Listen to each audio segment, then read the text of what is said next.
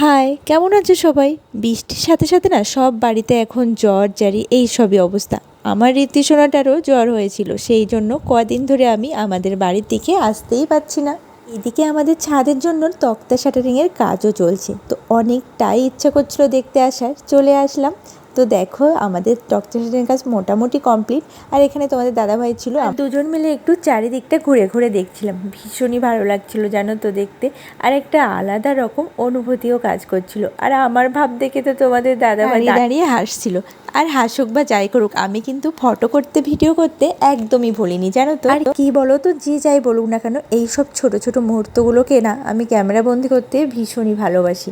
আর দেখো চারিদিকটা একটু হেঁটে হেঁটে দেখছিলাম, আর দুজন মিলে কত রকম যে গল্প করছিলাম। যাই হোক, তোমাদের সাথে একটু শেয়ার করে দিলাম। আর কিছুদিনের মধ্যেই আমাদের ছাদ ঢালাই হবে আর কি। তো আজকের মতো ভিডিওটা এটুকুই, দেখা হচ্ছে নেক্সট ব্লগে। টাটা।